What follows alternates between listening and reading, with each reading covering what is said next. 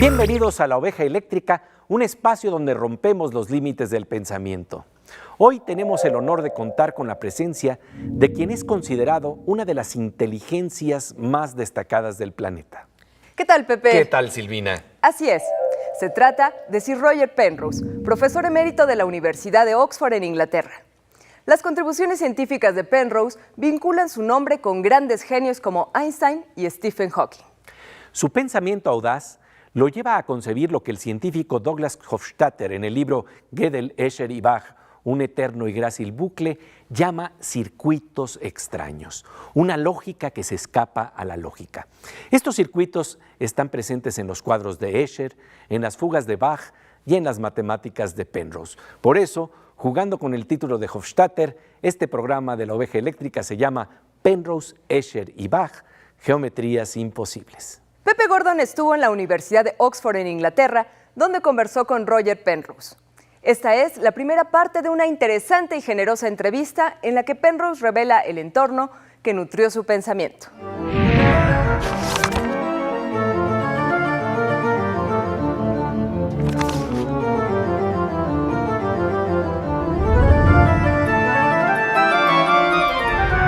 Nos encontramos en el Instituto de Matemáticas de la Universidad de Oxford, en Gran Bretaña, para conversar con el brillante físico Roger Penrose, reconocido a nivel internacional por su curiosidad, por su capacidad de asombro, ya que todavía puede hacer las preguntas que hacen los niños sobre el origen del universo, sobre cuál es la relación extraña que existe entre las matemáticas y el mundo de la física, sobre las geometrías imposibles, sobre cómo funciona el cerebro y el misterio de la conciencia. Acompáñenos en este programa especial de la Oveja Eléctrica en Canal 22. Professor Roger Penrose, thank you very much for this interview for Channel 22 in Mexico. My pleasure. You said that children are not afraid to pose questions. And in this sense, you seem to have the spirit of a child that still makes questions about the origins of the universe, about why redness can be seen, what is the perception of redness. Please tell us about the education and spirit that nurtured that curiosity in you. I think I have to say it came from my father, who he came from a rather strict Quaker family, and he was a bit of a rebel himself. Mainly by becoming scientists. This was something which his family were not didn't think of as a respectable occupation, I think. But the thing about him was that there was no clear division between his work and what he did for fun. It was all one continuum. And he used to make things out of wood, which might be toys for his children or his grandchildren, or he would make things also out of wood, maybe which would be for his working out his statistics that he needed for his tests for mental qualities and so on. And I remember also he made a bust, a model out of wood of one of the patients at the hospital who had a microcephaly, and it was a demonstration of what this condition was like. So it was things that he did. He made puzzles. He also made up chess problems. He was a very keen problemist and chess player, and but I didn't get infected by the chess. I think Your brother? It was my younger brother primarily. Well, my older brother also, but primarily my younger brother, who then became British chess champion 10 times. So that was but I think having a younger brother who was so good meant that I did not take the game up, which was probably fortunate for me. I don't think I would have been so devoted to it as he was, but I think there's a lot of memory involved in playing chess. You have to remember the games you played and exactly. There's an awful lot of memory, and my memory would not be able to cope with that. But you were interested in geometries, in forms? Yes, geometrical things were very... This again, you see, my father was very interested in these questions, and well, I remember particularly, this was when I was very young. I don't know how old I was, but very young. Maybe about 8 or 9, and I noticed that there was a pattern of hexagons, regular hexagons, on either a floor or I think it was a tabletop. And I asked my father, suppose you had a very, very, very big table. Could it bend round and become a sphere, you see? So he says, no, that would not be possible. But if it's pentagons, yes, then you can do it, you see. So I got interested in the polyhedra. And we together made many polyhedra, the Archimedean polyhedra as well as the Platonic ones, and things like this. So this was an early geometrical education, I think. And you had, at some time, back when you were maybe 23 years old, you were lying in bed and had a sudden vision of a 4D object. Please tell us about it. Yes, well, the story has to go back a little bit. Yes. Because when I was a graduate student, I think in my second year, this was the time when the International Congress of Mathematicians was being held. In Amsterdam. In Amsterdam, that's right. At this meeting, there was, especially because of the mathematicians, the part of the Van Gogh Museum was devoted to work by the artist M.C. Escher, whom I had never heard of before, you see. But I went to this exhibition and I was quite amazed by the things that he did and how he played with perspective and played with all sorts of things which are completely novel and inspirational to me. Inspirational. So when I went away from that meeting, I thought, well, I'll try and do something, not quite what I saw there, but maybe impossible structures. And I designed bridges and rivers and things and roads which did impossible things. And then I purified this to this triangle. But not knowing that people earlier had done things like this. But this was not, Escher had not, in the pictures I saw, had not used this particular thing. And so I showed my father, and he then started drawing buildings, impossible colleges and so on. And we wrote a paper together, which we didn't know where to send it because we didn't know what its subject was. But my father said he knew the editor of the British Journal of Psychology, so we decided the subject was psychology, and we sent it to the British Journal of Psychology and got published. And then we sent a copy to Escher because we acknowledged Escher's influence and his the catalogue of the exhibition which was held in Amsterdam. And he then had a correspondence with my father, and most particularly. Volvemos enseguida a la Oveja Eléctrica para hablar con el notable físico de Oxford, Roger Penrose, sobre las geometrías imposibles, impensables y que sin embargo imaginó, y su relación con la arquitectura increíble de los dibujos de Escher y con la música de Bach.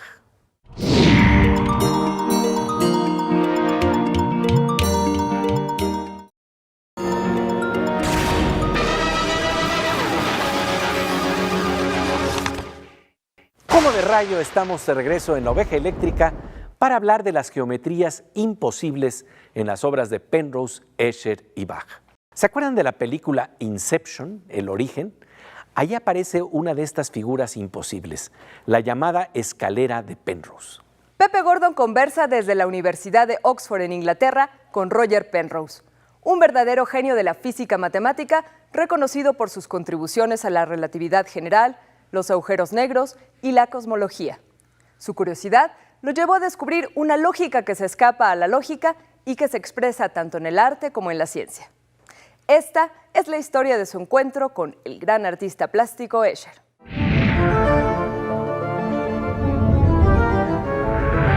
Two of his famous prints, most particularly Ascending and Descending, with the monks going around the stairs. Yes. Which was based on my father's staircase, impossible staircase. The Penrose staircase. That's right. And that was mainly his contribution, and I had the triangle and the elaboration. The tribar. The tribar. And then the tribar was used also by Escher in the print Waterfall.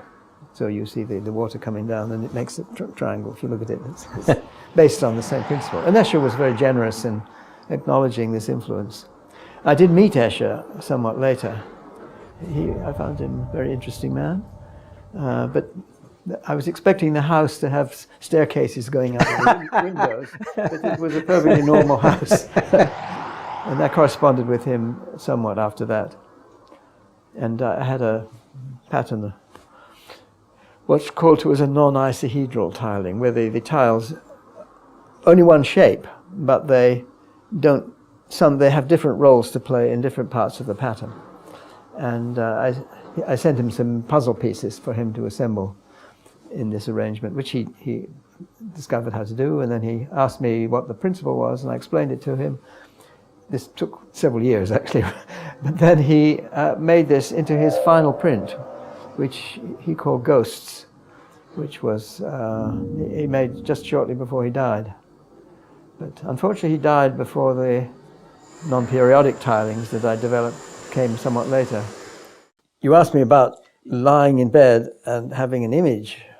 You see, I was worrying about this tribar, the three-dimensional thing, and thinking, well, is there an analog of this in 4 dimensions? And curiously enough, the construction of the corners of this came from something that I learnt when I was really very young, because my father had to be away for a week, I think, somewhere, and he'd set to me and my brother a problem, Oliver, a problem of what is see, when you look at a cube from the corner, you see a hexagon and the lines going across like this, you see. Well, he said, what is the analog of that for looking at a 4-dimensional thing, you see? Try and see if you have the answer when I come home. Well, we didn't succeed. We did not succeed.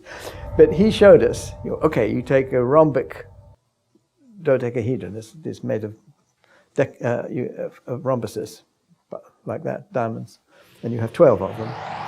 And then you have little bits, think of it as made of wire, and then inside you have 4 bits of wire connected one way and 4 another way, and they separate. If you turn your head in 4 dimensions a little bit, they get separated.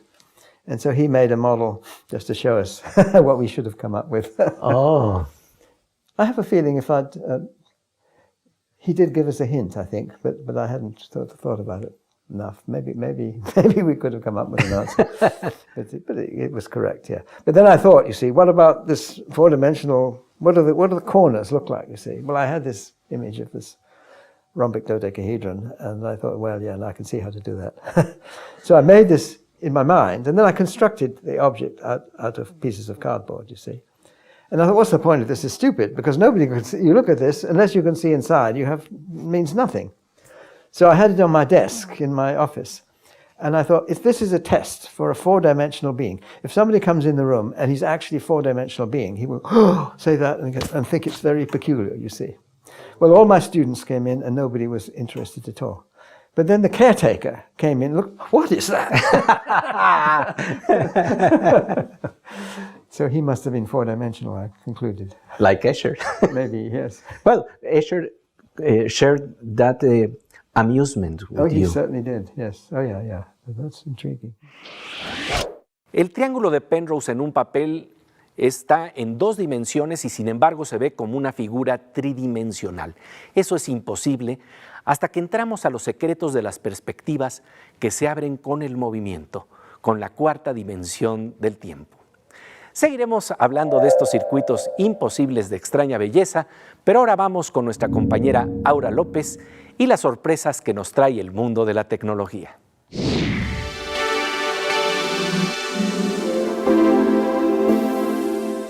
Querida Aura, como siempre un gusto encontrarnos aquí en la Oveja Eléctrica. Muchas gracias, Pepe.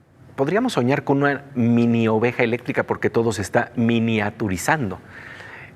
¿Hasta dónde podemos llegar en ese camino? Pues el camino de las miniaturas puede ser muy interesante y en el caso de los drones o vehículos aéreos no tripulados lo es más. Probablemente este año vamos a escuchar hablar mucho de drones, que como lo digo son estos vehículos aéreos no tripulados, y en este caso investigadores de Estados Unidos y de Europa están haciéndolos en forma de insectos. Pero lo interesante es cómo en un micro tamaño pueden realizar este tipo de tecnología. Ahora, lo interesante también es que se están basando no solo en insectos, sino también en aves, justamente en los movimientos que hacen las aves para lograr recoger objetos y hacer otro tipo de actividades. Originalmente esta tecnología empezó en la milicia hace ya unas décadas. Servirá para espionaje, de todas maneras. Pues puede servir para espionaje, pero justamente los investigadores dicen que no, que se usa de una forma positiva y obviamente falta regular este tipo de vehículos aéreos no tripulados, pero bueno, a lo mejor será como las caricaturas, ¿no? Te sale un mosquito al lado y de repente dices, pues le voy a dar un manotazo y chinque. En una de esas acabas dándole un manotazo al dron. Te estaba espiando tu novio con un microdrón. No, imagínate, no. Oye, no, para un uso positivo. Oye, pues como siempre, de veras te agradecemos mucho tu presencia aquí en la Oveja Eléctrica. Muchas gracias, Pepe. Volvemos enseguida a la Oveja Eléctrica con la percepción genial del físico Roger Penrose y una lógica que se escapa a la lógica, pero que aparece en las matemáticas, en los dibujos de Escher y en las fugas de Bach.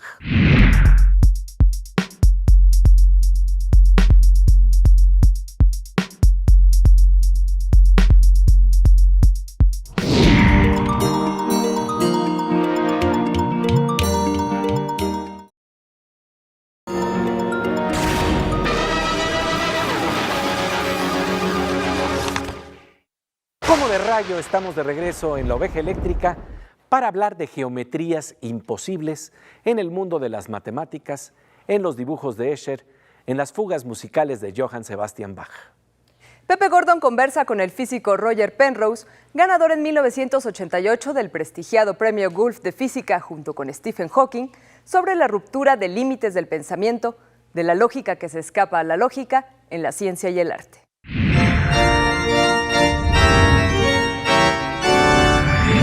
And this has to do with the nature of creativity, yes? Because, you know, in mathematicians, there is such a great creativity, like the creativity of a poet. It's a different mood, a different sense, but there is the creativity there. Certainly there is creativity. But sometimes I feel envious of people in the arts, you see, or the people who write novel, and there can be a unique novel, which nobody else is going to write or would have written. If they had not lived, no one would have written that novel, and so on. Whereas in physics, you think, well, okay, if Einstein had not come up with general relativity, well, it would have been, I think, quite a long time before someone else did, but they would have eventually. And there is something a little bit saying, oh, well, it's nice to be a cog in this movement of science, but if I hadn't thought of that idea, somebody else would have. But you know, with poems, although it seems that they are unique, yeah, there is also something that feels necessary, that someone with the proper means would take us to some formulation that is extraordinary in musical terms. I think I would agree there is a Platonic element. Put it like that. It's not so much that someone else would have come up with the same thing, but more that it's tapping into some deep truth. And great music, for instance, yeah, I think so. There is something beyond human creation in that, which is tapping into the Platonic world, but it's a combination of personal elements and absolute Platonic elements, I think. Your favorite music? Well, I think I've come round to Bach is my favorite, and Mozart also. But the more I hear, I think there's so much in Bach. It's incredible how much there is in it, and I can listen to him endlessly and always see more in it. So yes, that's a mathematician's taste, I'm afraid. Yeah.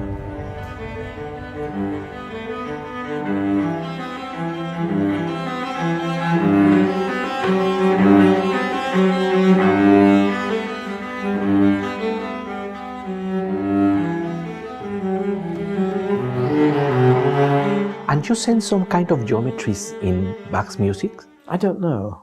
It's difficult to say. It's the complexity of it often, but it's not just complexity, because it's the way in which it fits together which is incredible, and it does in ways which at a level which you don't see in other composers. I mean, I think there are other things you see in other composers which particularly Mozart, but also in Schubert, Beethoven, also in modern composers, I think. Some of the Russian composers, yes. You can certainly feel a lot of empathy with. It's some kind of invisible feeling. Yes. Like there is invisible matter. Yes, sure. In music, there is invisible feeling. I would hesitate, to make any kind of sensible image. Maybe. I mean, you can see at a very primitive level, which is this Platonic thing about, or Pythagorean thing, let's say, about how the frequencies relate together. and the relationship between the major and the minor chord, which is interesting. It's a curious thing that the powers of two don't make any difference almost. You see, an octave higher sounds the same almost, whereas a fifth higher doesn't sound the same. And then a major third or a minor third higher. If you take a chord, an ordinary chord, the major chord, it's three ratios, and individually they're exactly the same as the minor chord, but they're in a different order. So in the major chord, they fit together more harmoniously, because when you write them as fractions, the denominator is only quite small. It's only 15 or something, I forget. Well, 3 times 5, yes. Whereas I'd have to think about this more. But whereas if you take the minor chord, it's the same pairs of ratios, but it's individually just as harmonic, but as together there's a tension through that. So the reason that the minor one feels sad and the major one does not feel sad is something to do with that tension. Now, this is very, very primitive, and what's going on in actual music. But it's the way you perceive it and you enjoy it. Yes, oh, absolutely. And what goes into that is totally, totally mysterious to me. But I think it's very deep, and it does relate probably much more directly to what's going on in the brain, I should think. Because the frequencies and harmonies are probably connected with things that are actually going on in the brain, and I would guess there is something deeper than just what you might. Qué increíble ver cómo Penrose percibe la música de Bach. Las geometrías de esta música parecen estar misteriosamente conectadas con lo que ocurre en el cerebro, nos dice Roger Penrose. En la próxima temporada de La Oveja Eléctrica le traeremos los siguientes capítulos de esta interesante conversación. Hablaremos con Penrose sobre sus investigaciones más recientes en torno al cerebro, la actividad mental y su relación con efectos cuánticos coherentes. Hablaremos con Penrose sobre la conexión entre el mundo platónico de las matemáticas, de las ideas y la realidad física, y sobre sus perspectivas del origen del universo y los huecos que aún existen en nuestras teorías de la realidad. Es maravilloso constatar que en un hombre de 83 años como Roger Penrose sigue viva la mirada de un niño, la mirada de una curiosidad sin límites. Un orgullo tener a Roger Penrose en La Oveja Eléctrica gracias a un gran esfuerzo de Canal 22. Pasamos ahora a la sección Aguas con la Morsa con el físico Manuel López Micheloni.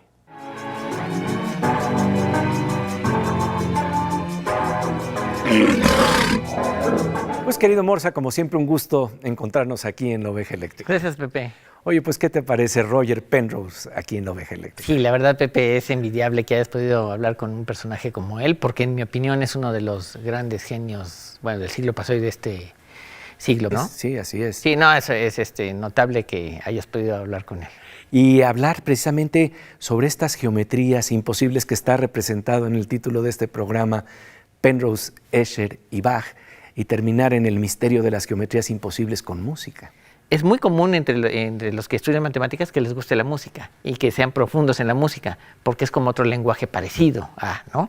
Entonces, el poder de pronto encontrar esas estructuras, estos dibujos imposibles de Escher, ¿no? Por ejemplo, y traducirlos a una geometría que es como imposible, nos hace ver que hay ciertos algoritmos o ciertas cosas que hacemos, los seres humanos, que van más allá de lo que puede hacer, por ejemplo, una computadora, que seguir instrucciones. Es decir, ¿cómo podemos algoritmizar, valga la expresión, la creatividad? Sí, llega el momento en que rebasa los algoritmos. Es algo como que se sale de la norma siempre. Se salta las trancas, son geometrías imposibles. Son geometrías imposibles. Entonces es un gran ejemplo porque Penrose igual tiene el triángulo de Penrose, que es un dibujo imposible. Imposible, así es. Sí, realmente yo creo que la estructura de esta imposibilidad que se da en matemáticas, se da en la geometría y se da también en la música, ¿no? Como Bach, ¿no? Sí. Que de alguna manera te lleva por unos caminos fantásticos y de pronto te regresa como un bucle. Yo quisiera pensar que hay por ahí algo que tiene que ver con el caos. Porque si no, no puede ser, ¿no? Y el caos es como esta teoría de la complejidad, que no estamos muy claros por qué funciona. Y que nos lleva, al final de cuentas, a ese momento que comparten esas geometrías imposibles con la música, el misterio. Sí, es un misterio, eso sin duda. La música y la creatividad musical es un misterio. Pues como siempre, querido Morsa, un gusto tenerte aquí en la Oveja Eléctrica. Gracias, Pepe. Y bien, ahora nosotros pasamos a las geometrías y a los misterios que nos trae la mirada que encuentra poesía en las imágenes que nos trae la ciencia.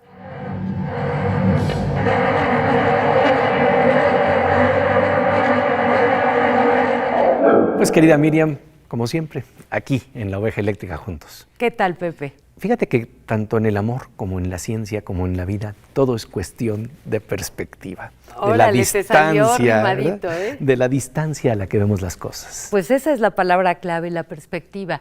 Hoy, como en otras ocasiones ya en esta sección, vamos a ver una serie de imágenes que no son lo que aparentan. Todo es cuestión de perspectiva. ¿Qué son estas peligrosas espinas peludas? ¿Qué haríamos si nuestro dedo se pinchara con ellas? Esta imagen es un velcro de metal y de tecnología alemana. Soporta 34 toneladas de presión y una temperatura de 1472 grados centígrados. Su funcionamiento es muy similar al velcro corriente, solo que el enganche se hace con púas tipo erizo. Este muestrario de tejidos y texturas no lo obtuvimos de un telar. Es, aunque no parezca, el velcro clásico, una marca registrada en el año 1951 que ha pasado a denominar un sistema de apertura y cierre rápido. En Venezuela se le conoce como cierre mágico, en Bolivia como scratch y en Perú como pega-pega. A partir de la segunda mitad del siglo XX, el uso del velcro se ha popularizado tanto que en muchas prendas ha desplazado a los cierres, a las cuerdas y botones. En la fotografía, la parte de los ganchos que parecen rotos o abiertos es uno de los dos sistemas de cierre plástico de las dos cintas. La parte de arriba de esta imagen le presenta el tejido que se engancha y que permite un cierre bien ajustado. Los objetos están más cerca de lo que aparentan. La ciencia nos proporciona miradas sorprendentes sobre cosas, objetos y seres de nuestra vida cotidiana. Con la mirada de microscopios electrónicos en los ojitos de nuestra querida compañera Miriam Moscona, la mosca eléctrica, llegamos al final de esta emisión de la Oveja Eléctrica, al final de esta temporada. Los esperamos en este espacio donde exploramos las geometrías de lo imposible. Aquí, en Canal 22. Somos una opción. Sí, nos vemos la próxima temporada.